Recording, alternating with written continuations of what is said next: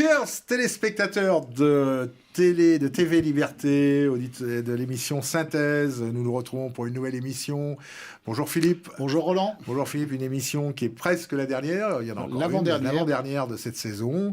Et justement, à cette occasion, nous avons le plaisir de recevoir aujourd'hui quelqu'un qui s'intéresse beaucoup à la géopolitique et un peu ce qui se passe dans le monde. C'est bien de s'intéresser un peu à ce qui se passe dans le monde. Vous vous intéressez aussi à ce qui se passe en France aussi. Mais il s'agit de Jean-Michel Vernochet. Voilà, Jean-Michel Vernochet qui est connu... bonjour à vous. Bonjour Michel. À tous. Bonjour. Et qui est connu des téléspectateurs. En fait, vous avez déjà fait plusieurs émissions ici régulièrement. Quelques-unes à l'occasion de la sortie de vos livres. Vous avez sorti combien de livres, Jean-Michel? Une quinzaine. Une quinzaine de livres, au moins. Et donc, là, vous avez sorti récemment, vous allez ressortir un autre, d'ailleurs, je crois, deux livres qui s'intéressent à deux conflits récents et actuels même, le conflit syrien et le conflit en Ukraine, c'est ça? Alors, ce sont des rééditions. Des rééditions, oui, mais qui sont toujours d'actualité. Mais elles sont toujours d'actualité. Sur les éditions de Alpha, aux éditions de Alpha, d'ailleurs. Des rééditions réactualisées, pour l'Ukraine, en tout cas. L'Ukraine, oui, il y a une préface d'un éminent militaire qui fait une quarantaine de pages, pour vous dire. C'est pas rien. C'est un préfacier qui simplifie la tâche de l'écrivain, parce que s'il écrit déjà 40 pages...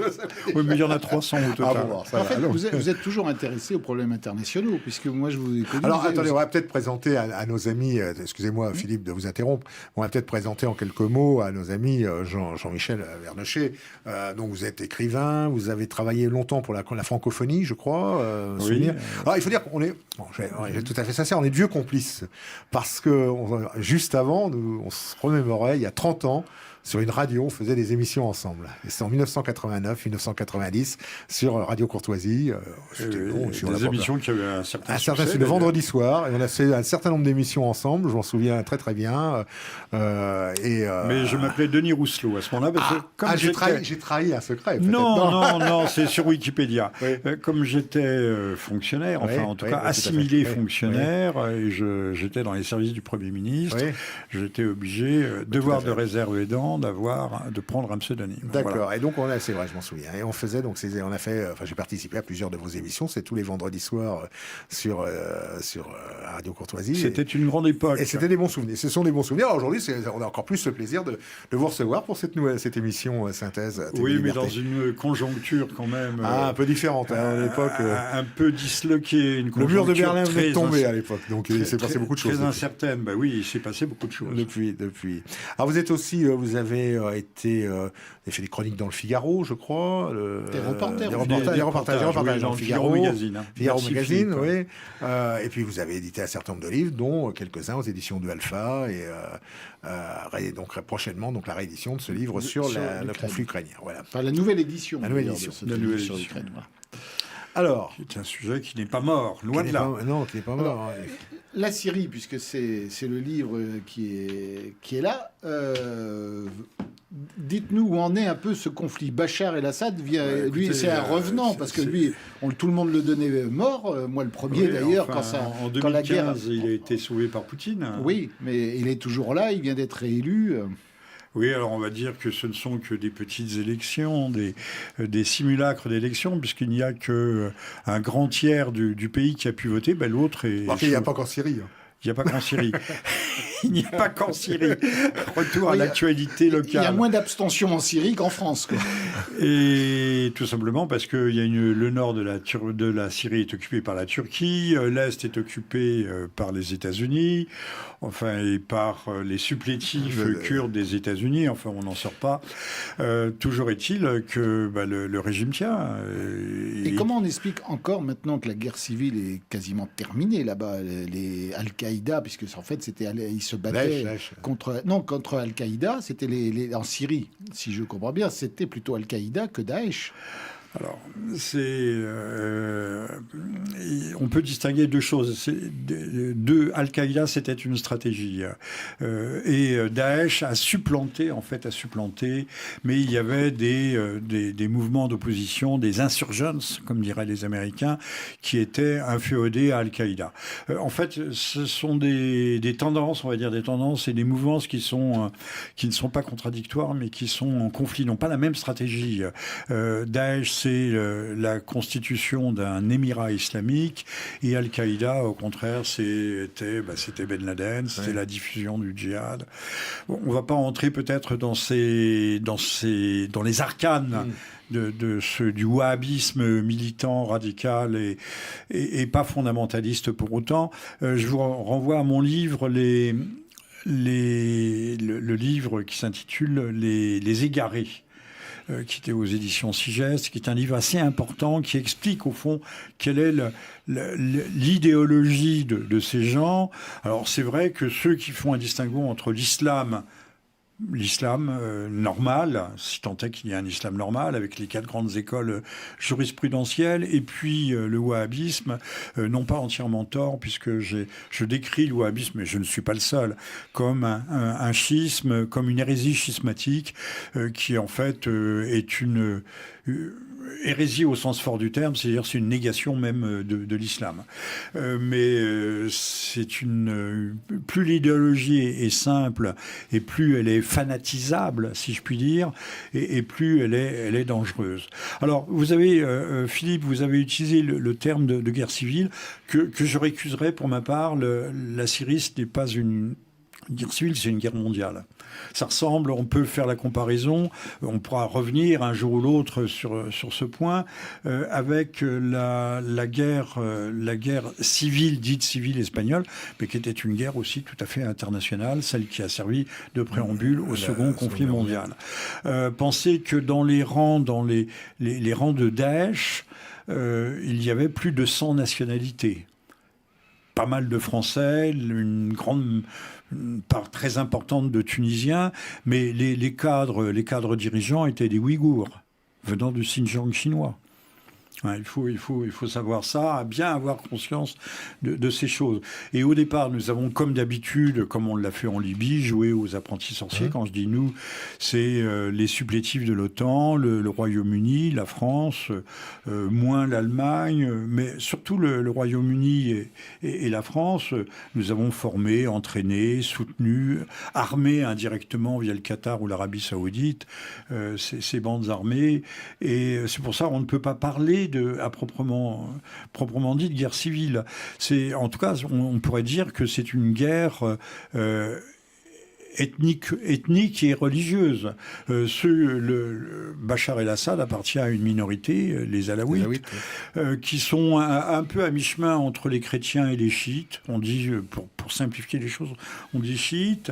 C'est d'ailleurs étrange quand on arrive dans le pays alaouite, du côté de l'attaquer. Tout d'un coup, les mosquées... Le nord de la Syrie... c'est au sud. C'est sur le bord de la Méditerranée, mais c'est en remontant vers la Turquie, vers le golfe, le fameux golfe d'Alexandrette. Et donc, tout d'un coup, tous les minarets disparaissent. C'est très surprenant, ce paysage qui se modifie. Derrière les Alaouites, même il y a les chrétiens, même les chrétiens dans leur diversité, même si les chrétiens n'ont pas toujours été bien traités par le régime alaouite. Il y a aussi les Druzes, il y a les Ismaéliens, ceux qui sont dirigés par l'Aga Khan. C'est les descendants du vieux de la montagne, c'est-à-dire de la secte des assassins. Mais il y a les Ismaéliens, qui sont des gens qui comptent aussi. Donc il y a toutes les minorités qui sont là et qui savent très bien que si le sunnisme militant l'avait emporté, tout le monde aurait été foutu à la porte. Et puis alors là, les massacres, il y en aurait eu véritablement, et pas pour rire. Ça se serait terminé dans un bain de sang. Bachar el-Assad s'est retrouvé le dos au mur et le dos à la mer. Et à protéger toutes ces minorités. À protéger, à faire front. Ajoutons aussi une chose, c'est que l'armée régulière, l'armée arabe syrienne, est en majeure partie composée par des sunnites. Donc tous les sunnites se sont pas radicalisés, ne sont pas passés de l'autre bord. Ben oui, il reste quand même des sunnites dans ce pays. Ils ont compris où était leur intérêt.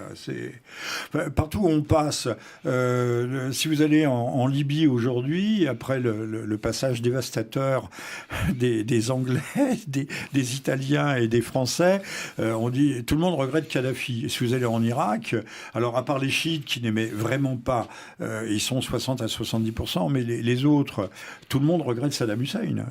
C'était mieux du temps de Saddam Hussein. bataille. Mais partout. Même s'il y avait partout. un ordre avec lui. Pardon, il y avait un État, il y avait un ordre. Écoutez, une femme pouvait se promener seule dans la rue à minuit à Bagdad. Personne ne songeait à la belle époque, hein, avant de 1990. avant 2015. Hein. 2015. Parce qu'après les choses se sont aussi dégradées. Enfin, ça, il y a eu vous savez, il y a un mouvement de l'histoire qui est un mouvement sinusoïdal. Ça va, ça vient. Et la sécurité, il n'y avait même pas de policiers dans les rues. La sécurité régnait partout. On pouvait entrer et sortir du pays. Avant la guerre de 91, on nous a raconté énormément d'histoires. J'ai vu les soldats américains étaient persuadés qu'ils venaient libérer la femme irakienne. Les femmes étaient pas totalement libres. Les chiites portaient leur voile noir. Je dis bien les chiites. Mais les autres, il y avait des ministères entiers tenus par des femmes. Les femmes étaient institutrices. La laïcité n'était pas un mot là-bas. Alors, c'est pas pour faire l'apologie. Le régime de Saddam Hussein était à la base un régime laïque. Un régime laïque. Alors, c'était un régime despotique, mais tout le monde sait que en Orient, rien ne marche en dehors des régimes despotiques. Hein. Pas en Orient, d'ailleurs. Donc, les braves djihadistes américains, qui à mes yeux ont été les grands cocus, ont cru qu'ils apportaient la démocratie. Ils ont apporté le chaos. Mais le chaos qui avait été programmé, qui avait été idéologisé, théorisé par un certain nombre de grands penseurs du projet pour le nouveau siècle américain, et qui parlait, il s'était appuyé sur les théories de l'économie Schumpeter, de la destruction créatrice, mais c'était en économie, et eux, ils ont pensé que pour faire du neuf, il fallait tout casser. Mais alors, j'en viens à ma question. En fait, on a dérivé, mais ma question aujourd'hui, donc vous avez expliqué que la Syrie était encore occupée à plein d'endroits, qu'avec le tiers de la Syrie qui avait pu voter pour ces dernières élections. Comment on justifie l'occupation encore de territoires entiers D'abord, est-ce que Bachar est content d'avoir ses troupes ennemies sur son sol, ça le protège, ou au contraire, il voudrait bien récupérer...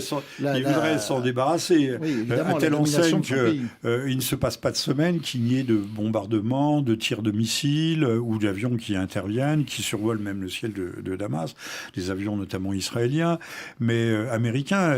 Pas plus tard qu'il y a 2 jours, il y a eu des bombardements américains par drone, et qui ont touché... Alors, on dit que ce sont des bases ou des points d'appui iraniens, certes, et dans l'est de l'Irak. Mais l'Amérique est toujours en guerre. La preuve, c'est qu'on bombarde. Mais il n'a pas parlé de l'Irak, c'est plus la Syrie. Non, mais de la Syrie. C'était des points d'appui des positions irakiennes en Syrie, en Irak et en Syrie, et soi-disant, ou prétendument, ou peut-être, sans doute, il n'y a pas de raison, qui étaient des positions iraniennes. Voilà. Ouais. Ça, c'est un petit peu un imbroglio. Tout le monde est là, tout le monde... Et c'est en même temps assez simple. Si on ramène pourtant, l'Orient est compliqué, souvent. Allons-y avec des idées simples, avait dit De Gaulle, en se dirigeant vers Beyrouth, si je me souviens bien. Et non, si on fait vraiment de la géopolitique en prenant un peu d'altitude, on s'aperçoit que les choses sont simples. Les Américains nous disent qu'ils quittent l'Afghanistan, mais en fait, on s'aperçoit que les Anglais vont garder des forces spéciales, les Américains aussi. On dit le tout et le contraire de tout en politique et plus encore en géopolitique. C'est un extraordinaire jeu de poker menteur, mais c'est aussi un jeu de go. Et puisque on parlait tout à l'heure de l'Ukraine, les 2 fronts sont liés. Le front, à mes yeux, et je l'ai dit depuis le départ, que le front syrien et le front ukrainien étaient les 2 aspects, les 2 faces, les 2 visages d'un même front de guerre. Déjà, a priori, l'ennemi commun dans les 2 cas, c'est toujours la volonté des mondialistes et de leurs valets locaux. Alors, les mondialistes... des adeptes du mondialisme, en tout cas. Les adeptes du mondialisme, on peut peut-être traduire ça par... j'appelle ça aussi, de temps en temps, les cryptachés, en tout cas l'État profond, qu'il soit américain, européen... Mais je vois surtout les Européens comme des supplétifs. Oui. J'ai appelé ça des supplétifs, des gens qui se mettent dans le sillage de l'Amérique. Mais ils ont de grandes stratégies. Alors, on parle de l'Amérique. Pardon. On parle de. On a le temps, hein, monsieur. On a le temps. Non, juste une petite question. On parle de l'Amérique. Est-ce que quelle est pendant la période Trump? Qu'est-ce qui s'est passé? Quelle a été l'attitude de l'Amérique? Est-ce qu'il y a eu un changement? Très net. Ouais. Quelle était l'attitude? Trump a perdu 1 an parce qu'on lui avait collé au basque des accusations qui se sont révélées être totalement erronées, mensongères, fallacieuses, de collusion avec la Russie. Trump, de toute évidence, voulait non seulement retirer les GIs, les boys, boys c'est les Anglais qui disent, les GIs des différents théâtres d'opération, mais il voulait aussi, sans se rabibocher avec la Russie, normaliser, calmer le jeu. Alors que c'est le fait qu'il ait été évincé à l'arrivée, c'est maintenant on assiste absolument au contraire. Au contraire. Donc c'est-à-dire que les Américains ont la volonté quand même de rester toujours présents dans ces régions. Alors, l'État profond, c'est une multitude de choses. Ce ne sont pas que des acteurs économiques et financiers, ça peut être aussi des acteurs idéologiques. Ce sont également des stratèges. Ce sont des gens qui aiment le Kriegspiel. Les Kriegspiel, les jeux de la guerre, et qui déplacent leurs pions, comme l'avait bien décrit Monsieur Brzezinski, Feu Brzezinski, dans Le Grand Échiquier. Il en avait ressorti une nouvelle mouture en 2002, ça date de 97. Et il décrivait le rôle que devait jouer l'Europe, et tout est dit dans le Great Chessboard, le rôle face à la Russie que doit jouer l'Europe orientale, l'Europe de l'Est, et les stratégies d'encerclement et de contention du bloc continental, le bloc continental étant la Russie eurasiatique, et aujourd'hui, plus encore, la Chine qui apparaît comme le véritable, je dis pas ennemi à abattre, mais, puisque c'est un partenaire. On a deux boxeurs qui, pour ne pas se donner de coups, s'embrassent, là, qui se donnent des coups vaguement dans le flanc, mais qui sont quand même, dès qu'ils peuvent se séparer, s'assassineront s'ils le peuvent.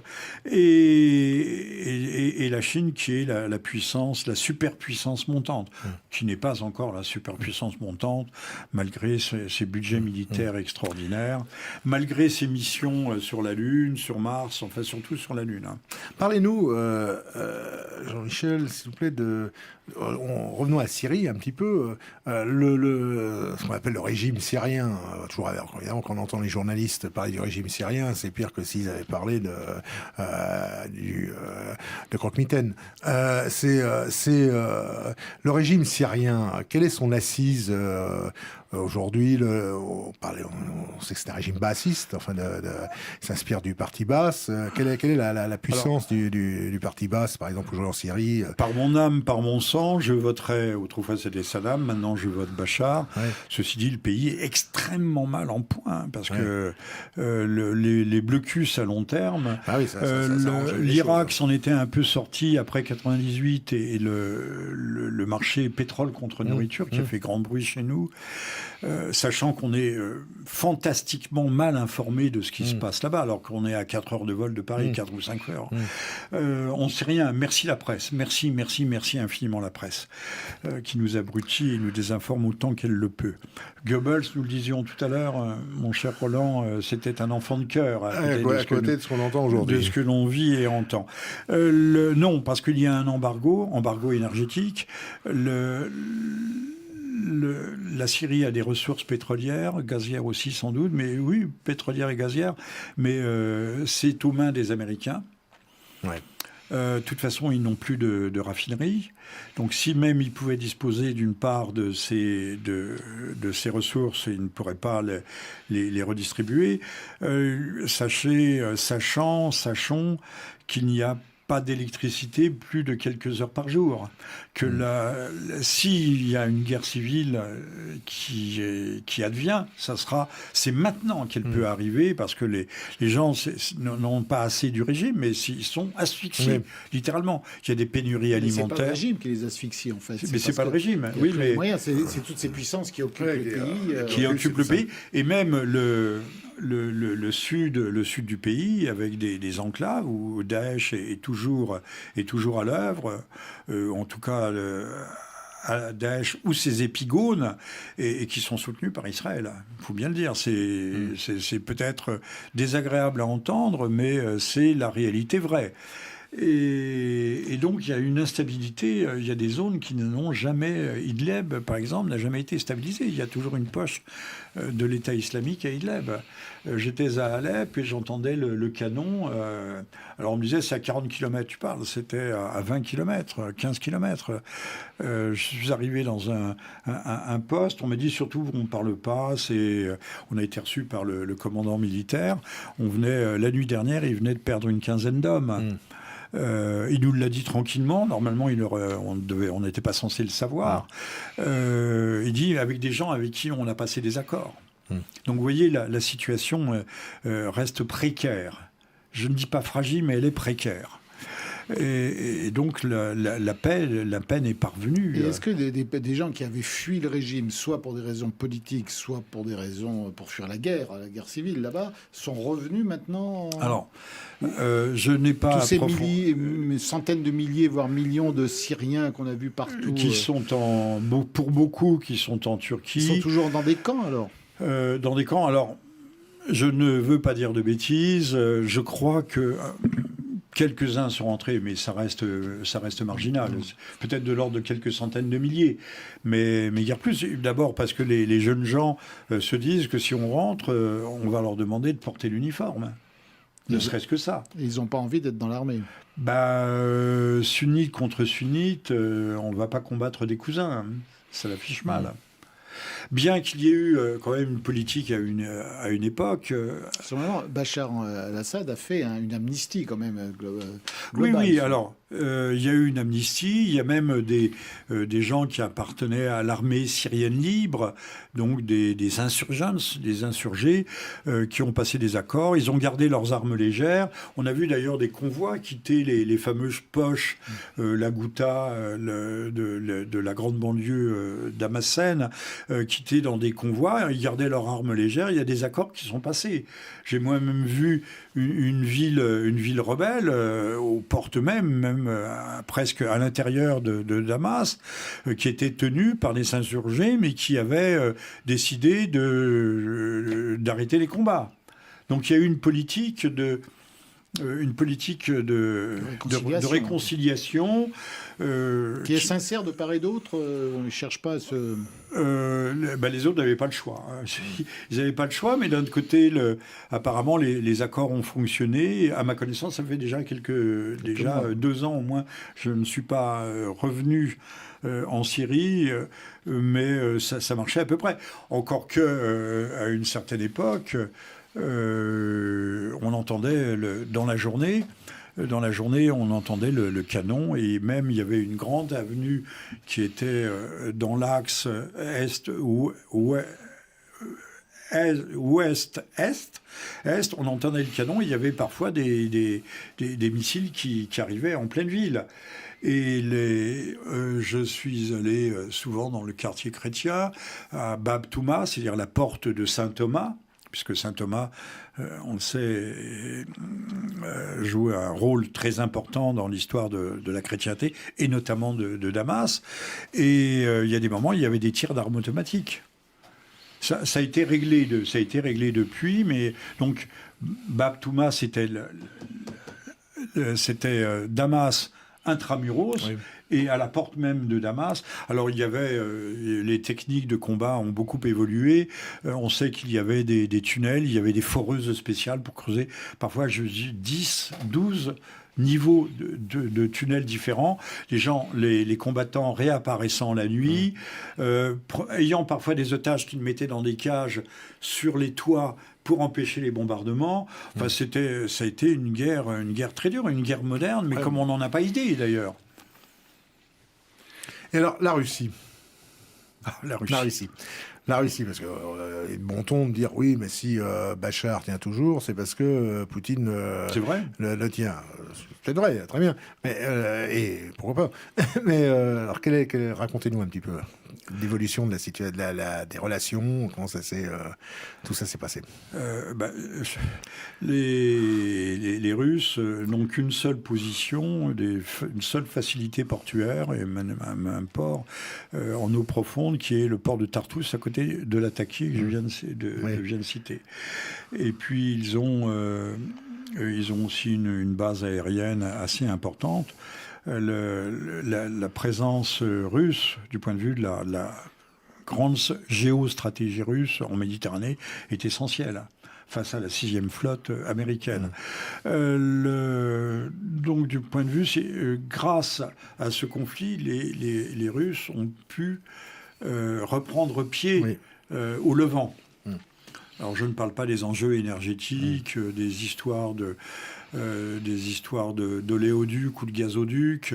Il y avait un grand projet qui était destiné à évacuer la production pétrolière de Kirkouk, qui est dans le nord, au Kurdistan et dans le nord de l'Irak, mais de court-circuiter tous les gazoducs Nord Stream, South Stream russes, et donc de mettre à mal l'économie russe.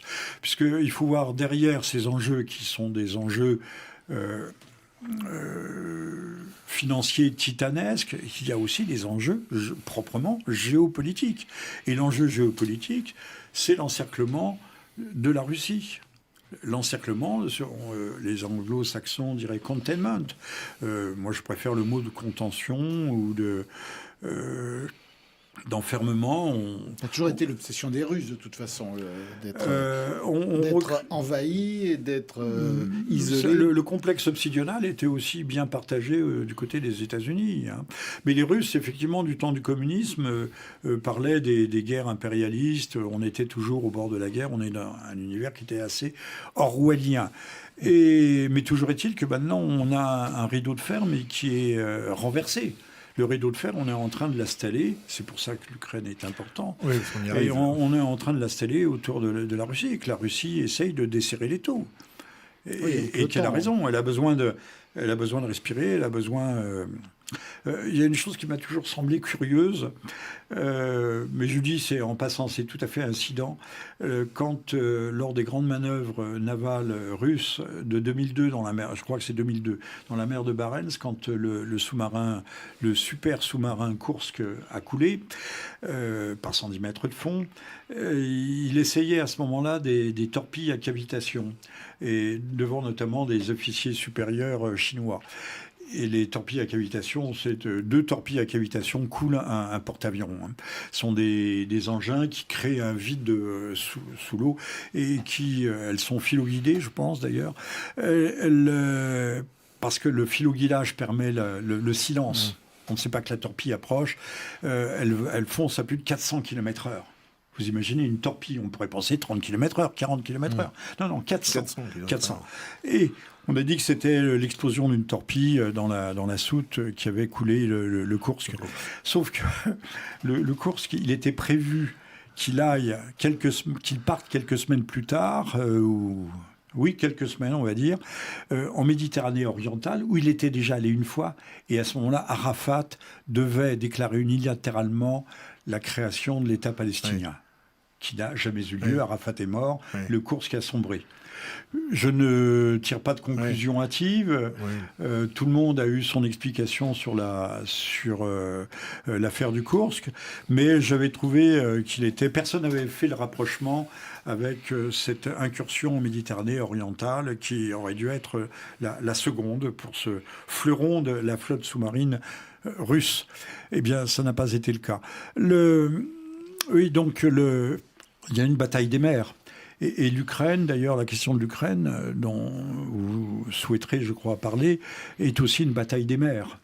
C'est une bataille de la mer Noire, c'est une bataille de la mer Baltique, c'est une bataille de la mer de la Méditerranée orientale. La Crimée est rattachée à la Russie. Ah ben, tout est lié. Qui possède la Crimée, qui possède le port de Sébastopol, qui possède la mer Noire. Tient la mer Noire, voilà. Or, la politique américaine vise à l'interdiction russe dans la mer Noire, à la maîtrise.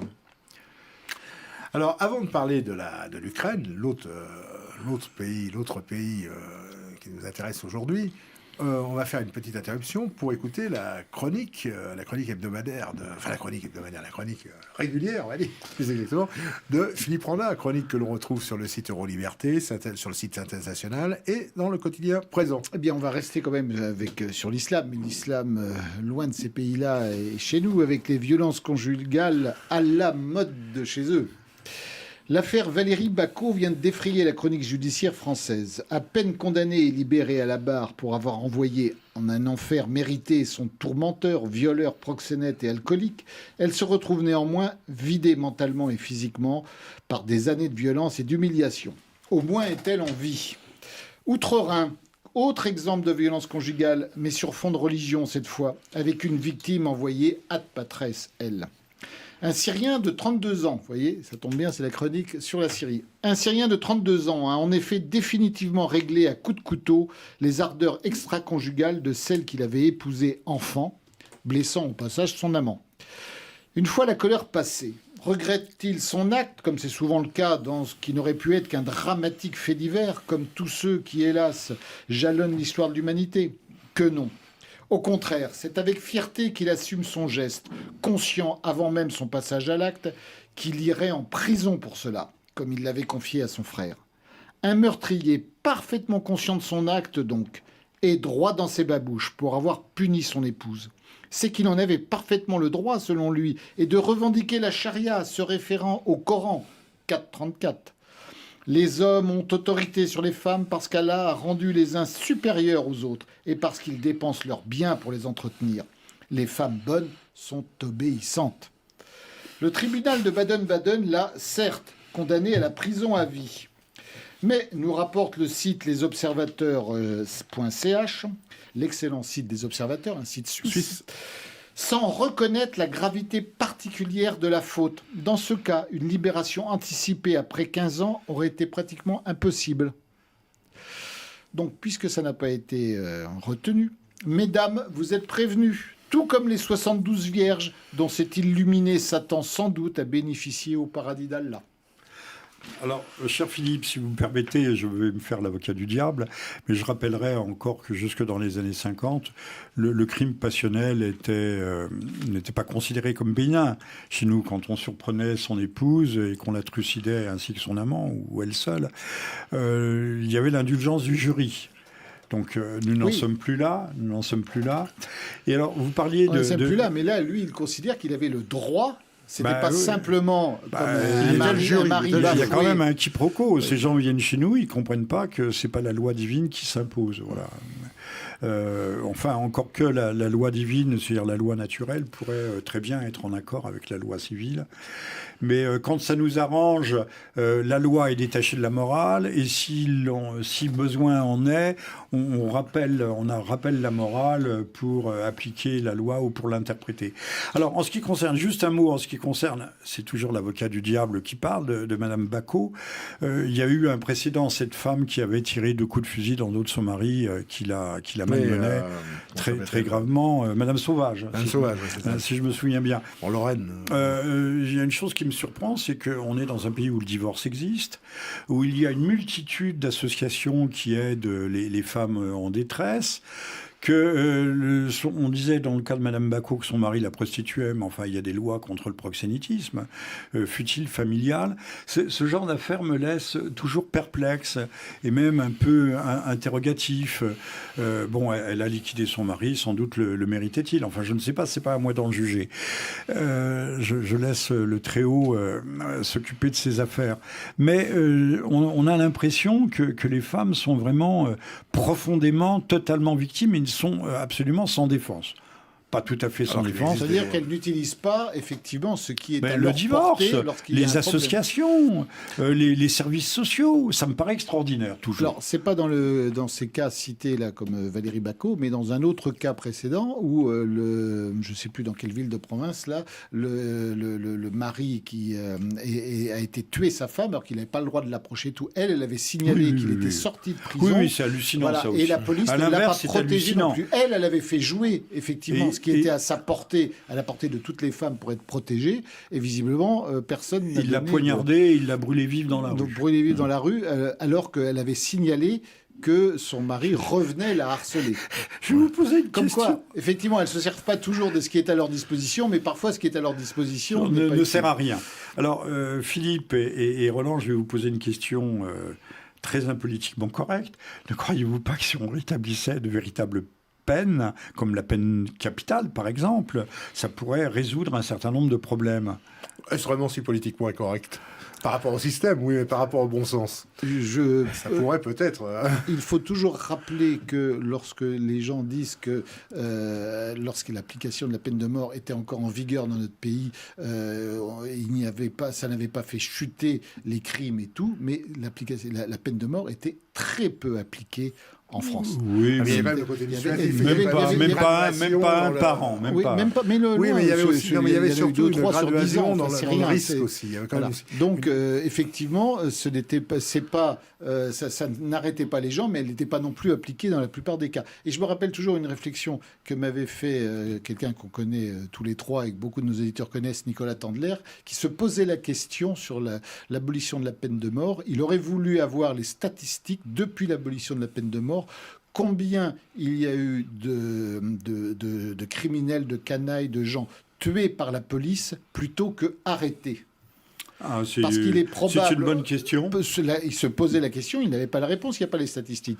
Mais il se posait la question de dire, effectivement, quand on est policier et qu'on sait qu'on a affaire avec une crapule qui va récidiver et tout, que si on l'arrête, il va être libéré dans l'immédiat ou un peu plus tard, et qu'il s'en prend à la police et qu'il est capable de tuer la police, peut-être que dans les opérations, il abatte la racaille. Oui, mais malheureusement, les policiers sont également tenus, ils sont pieds et poings liés. Les pauvres, ils encaissent. Oui, c'est eux que l'on tue aujourd'hui. Voilà. C'est eux que l'on tue aujourd'hui. Mais lorsqu'il y a eu l'abolition de la peine de mort en 81, après 81, il aurait voulu, il posait une question, comme dirait Pascal.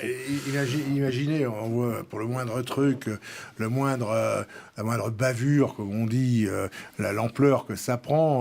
Regardez l'histoire Traoré, regardez, tout de suite ça prend. Qui est mort avec un genou sur le cou, hein, Non, c'est l'autre. Adama Traoré est mort avec un genou sur le cou, de la même façon. Ouais.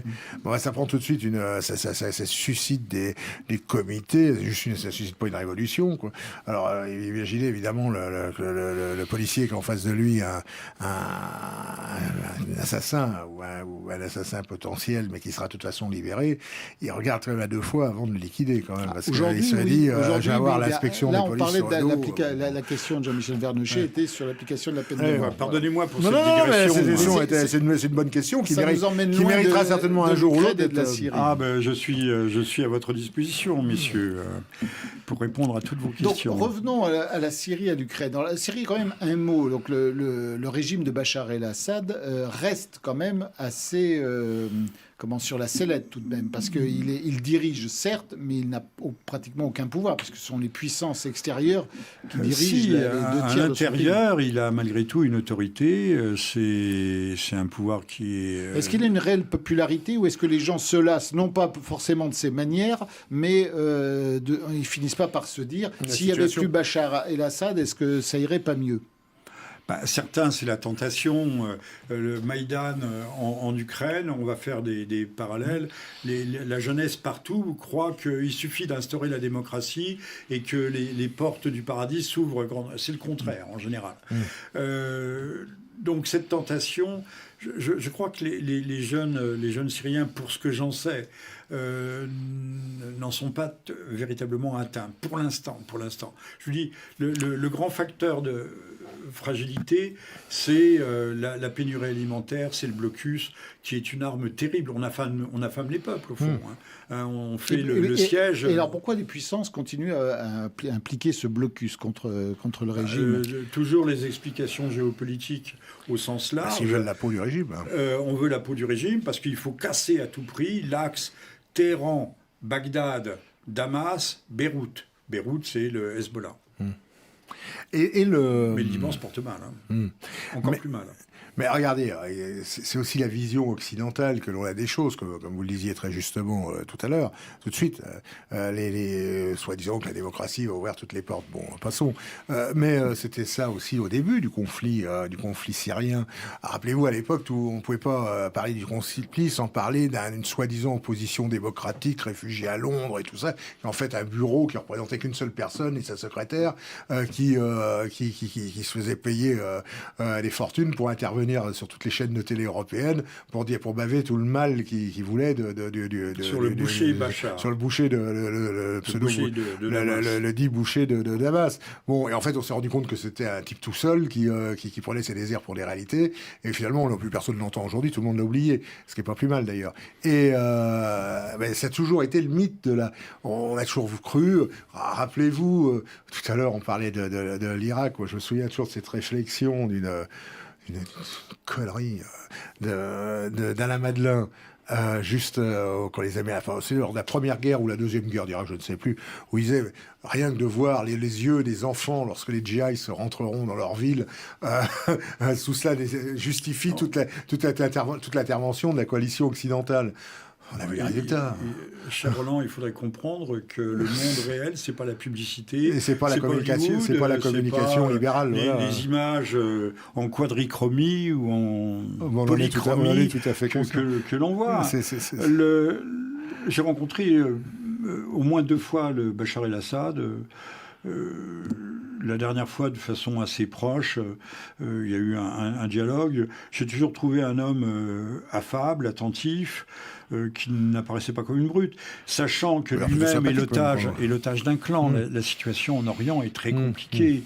Je pense qu'au départ, nous avons affaire à un conflit ou à une insurrection, alors qui a été très mal gérée, sans doute peut-être par les autorités, avec trop de brutalité, trop de ceci, qui a été exploité en face. Mais au départ, il y a quand même une faute de Bachar d'avoir fait une répression sur des... Mais il y avait des experts en communication de guerre, de crise, qui ont su merveilleusement exploiter et attiser. Comme dans le Maïdan, on revient toujours sur la place, il y avait des tireurs embusqués des deux côtés. Donc on tirait sur les manifestants et on tirait sur les policiers. Alors, je n'y étais pas, mais il n'est pas difficile d'imaginer que quand vous voulez embraser des foules, un peuple, vous y prenez comme ça. Bon, et puis après, on disait en 68, provocation, répression, c'est un cycle infernal. C'est déjà pendant la guerre, c'est ça. Les attentats, FTP contre les Allemands, c'était uniquement pour susciter une répression. Et les Allemands sont tombés d'ailleurs. Le colonel Fabien qui trouve un officier allemand sur le quai du métro qui lui tire dans le dos. Et là, on en a fait un héros, ce colonel Fabien. C'est extraordinaire. Tiré dans le dos d'un homme qui attend le métro. Mais c'est un grand héros. Ça a été efficace parce que ça a déclenché chez les Allemands forcément le début de la répression. C'est un cercle. Jusque-là, il n'y avait pas tellement de répression. Les Français ne souffraient pas beaucoup des... on balance une grenade dans un café. Voilà. Et donc je pense qu'au départ, on a eu affaire quand même à une guerre, un conflit, on appelle ça une guerre intestine. C'est pour ça que je ne veux pas utiliser le mot de guerre civile, qui opposait quand même des communautés religieuses, pour ne pas dire des communautés ethniques. Majorité sunnite contre minorité alaouite. Les alaouites étant les tenants du pouvoir. Alors on pourrait en dire long sur les alaouites qui étaient en fait les larbins du pouvoir jusque dans les années 50. Et puis ils sont entrés dans l'armée, ils ont grimpé dans l'armée, ils ont fini par prendre le pouvoir. Et le clan Bachar, entre autres, le père. Mais puisqu'on parle du père, Hafez el-Assad, lui avait réglé le compte une fois pour toutes des frères musulmans à Hama. Alors, quand était-ce en 2009, je ne sais plus. Pardonnez-moi, mes flous mémoriels. Oui, je crois que c'était un petit peu avant plutôt. Oui, un petit peu avant. Oui, parce que Bachar est arrivé au pouvoir, si oui, en 2002 ou 2001. Oui, non, bien sûr, je dis des âneries, mais comme ça, vous pourrez dire que je ne suis pas quelqu'un de sérieux, parce que je dis des âneries. Et il avait fait bombarder Alma, donc le problème a été réglé, il avait été réglé pour 20 ans. Alors on a dit qu'il y avait 2000 morts, bas mot, il y en a qui ont dit 10 000, il y en a qui ont dit 20 000.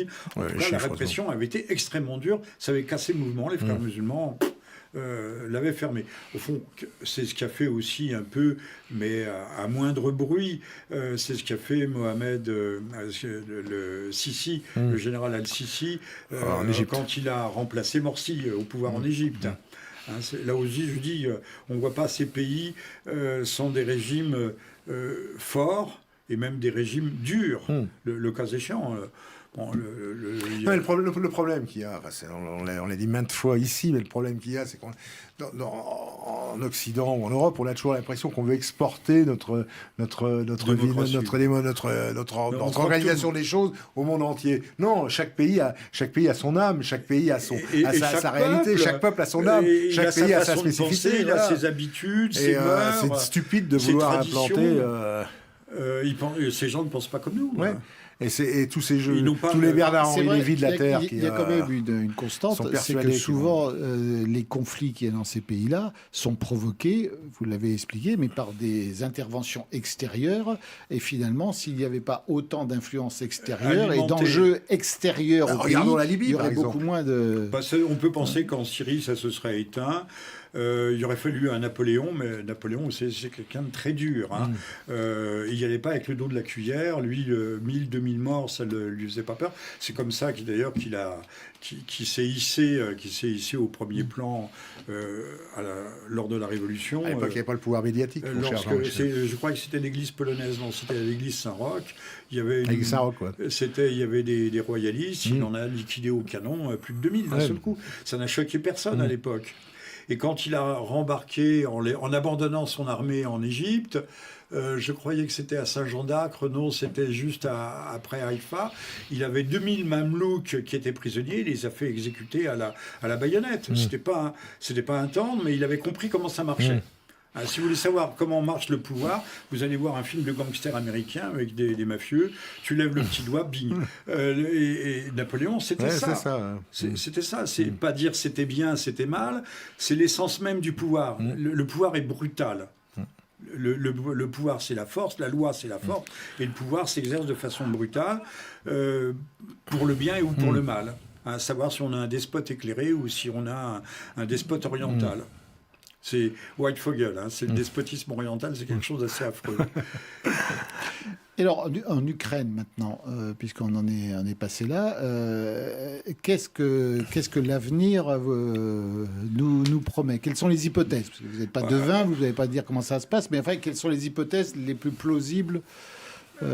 Comme dans si on regarde le tellurisme... Parce que la Russie ne va pas rendre la Crimée, et la moitié de l'Ukraine qui veut se rattacher à la Russie ne va pas du jour au lendemain dire finalement on reste ukrainien avec les autres. Donc il y a quand même cette coupure. Alors vous savez, dans l'activité tellurique mondiale, planétaire, il y a ce qu'on appelle des points chauds. Les plaques tournent et puis de temps en temps, alors il y a des volcans qui meurent et d'autres qui naissent. L'Ukraine est un point chaud, c'est indéniable. Et là aussi, il faut regarder les choses du point de vue de Sirius, c'est-à-dire de très haut, et voir quels sont les grands enjeux géostratégiques qui s'attachent à cette crise ukrainienne. Alors il y en a une quantité, mais pour faire simple, d'ailleurs aujourd'hui nous sommes le 29 juin, commence les grandes manœuvres internationales Sea Breeze, brise de mer 2021, auxquelles participent plus de 30 nations. Il y a 5000 fantassins de marine, il y a une quarantaine de navires, autant de sous-marins. J'avais les chiffres, je les ai notés quand même pour vous faire plaisir. C'est gentil. 32 sous-marins, 40 aéronefs, c'est pas rien, et ça se déploie en Mer Noire. Alors vous imaginez bien que les Russes observent ça très attentivement et que ça doit les piquer un petit peu. Ça doit leur donner de l'urticaire. Ce que veut, et ça s'inscrit dans un vaste mouvement, encore une fois, d'encerclement de la Russie continentale. Alors ça part, c'est ce qu'on appelle l'intermarium, je prononce à l'ancienne, intermarium, qui va de la Baltique, en passant par la mer Noire. On laisse la mer Caspienne de côté, et ça va jusqu'à la Méditerranée orientale. La colonne vertébrale de ces manœuvres, c'est la 6e flotte, que le général Gallois, dont le général Gallois, en parlant, nous disait, quand ils sont en Méditerranée, et d'ailleurs c'est la flotte qui occupe la Méditerranée, c'est le 2e groupe maritime de l'OTAN. L'OTAN, c'est un gros machin. Hein. Le 2e groupe maritime de l'OTAN, il disait, c'est leur mer. Les Romains disaient Mare Nostrum, notre mer, et Gallois disait Mare Vestrum, leur mer.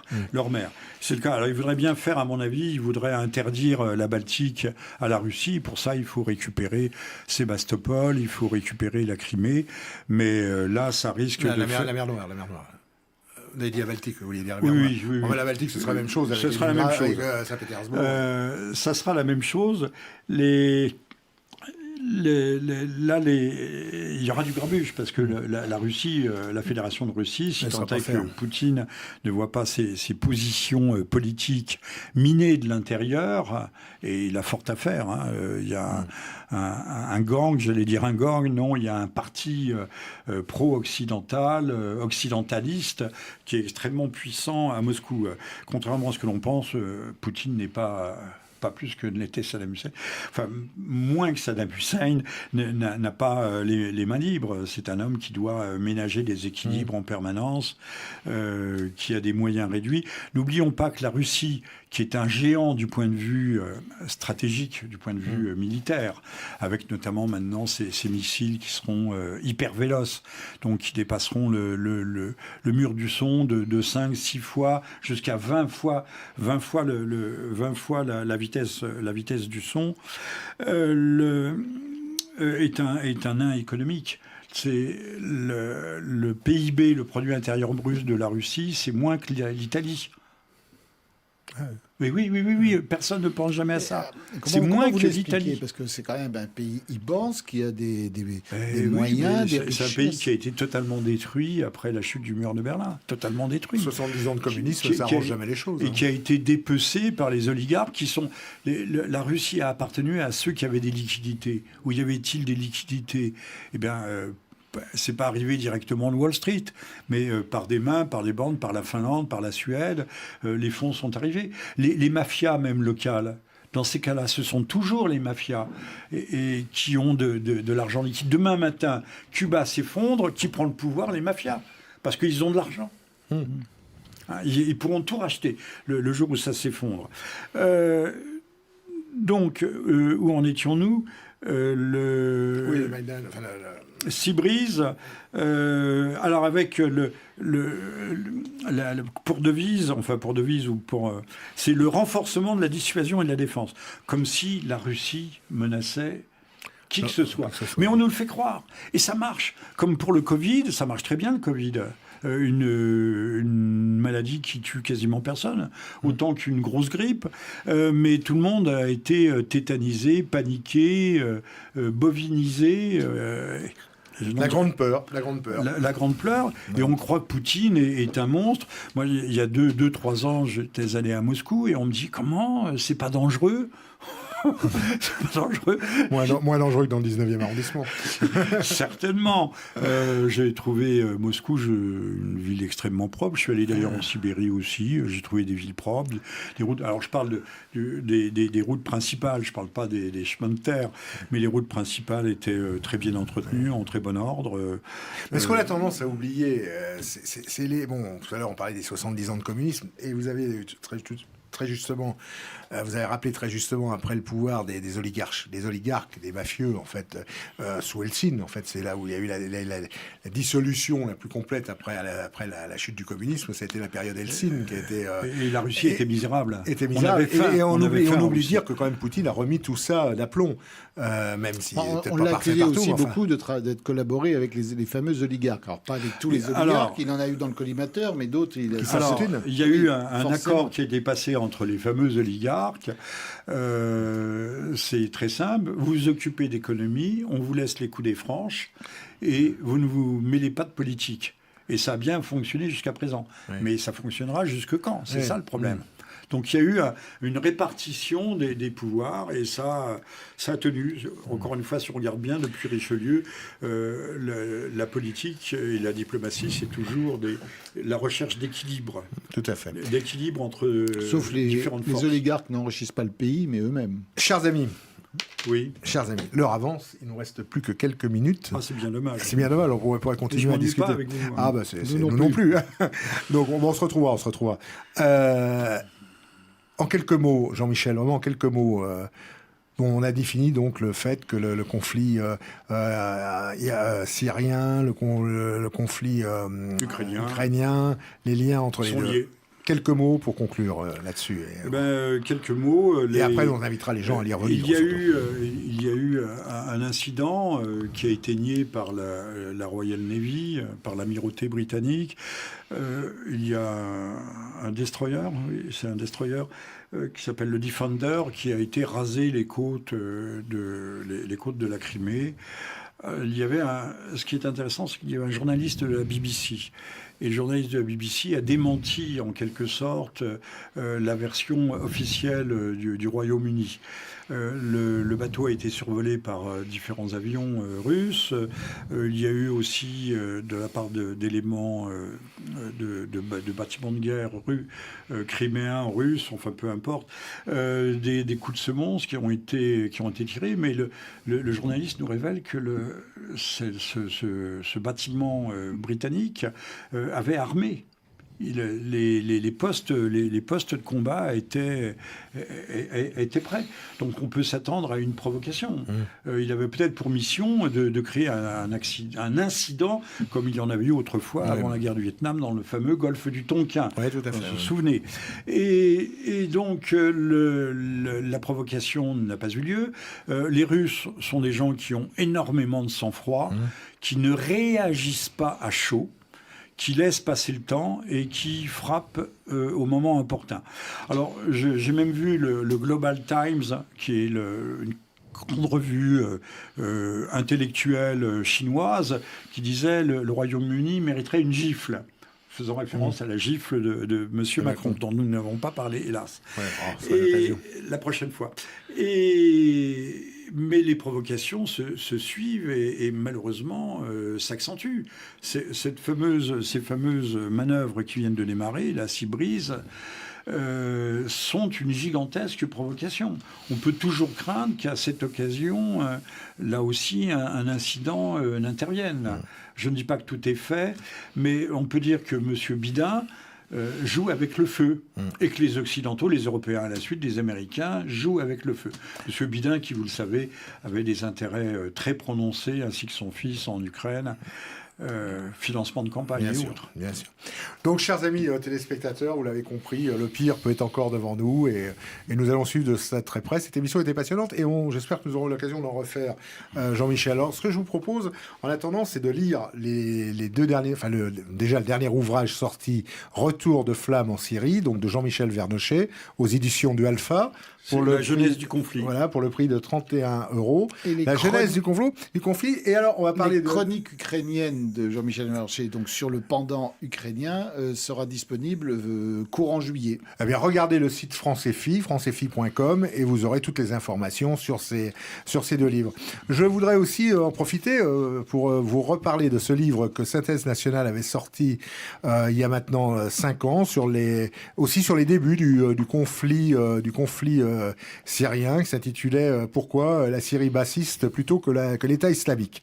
Alors, il est toujours disponible, on peut peut le trouver sur le site synthèseédition.com.